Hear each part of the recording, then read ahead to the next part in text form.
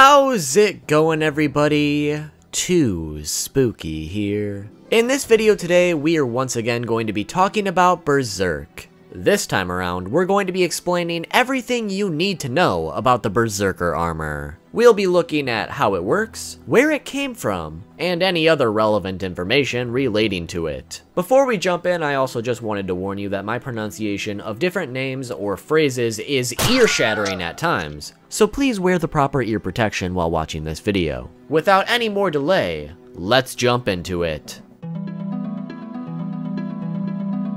To start, we're going to be going over where exactly this armor came from, as we do know a little bit about its past, but not very much. As far as the armor's creation goes, all we know is that it was forged by dwarves. The exact reason the dwarves did this is currently unknown. I would hypothesize that they made it for somebody else due to the size of the armor, because I kinda doubt that it would be fit for a dwarf to don based on the size. Anyways, regardless of what the dwarves actually made it for, the dwarves also imbued the armor with a menacing odd, or OD, that is used specifically to prey upon the user's anger and suppress their fear for the purpose of absolute carnage, which we will touch upon in a little bit. Following this, the only other history about this armor that we're aware of is the fact that it was once worn by the Skull Knight himself. We don't know if the armor was created specifically for him, or if he was even the first person to actually wear it, but at the very least, we do know he was the last one to wear it before Guts. Considering the Skull Knight is 1,000 years old, this also likely means that the Berserker Armor was likely created around 1,000 years ago as well, but it could be even older for all we know.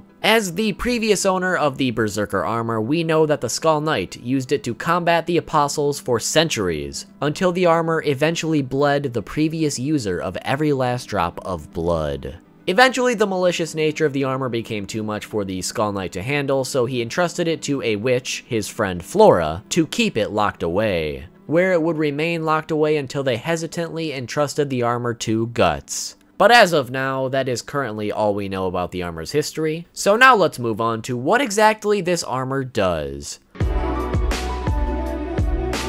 As far as its main abilities go, the Berserker Armor essentially takes over its user's mind, by suppressing the user's emotion of fear and taking away their feeling of pain, while also heightening negative feelings such as anger and bringing out the user's inner darkness to the surface, allowing the user to go berserk against whatever opponent they are facing. Because of this, the armor basically allows the user to become something beyond human, or push the user's limits to the absolute furthest that they can possibly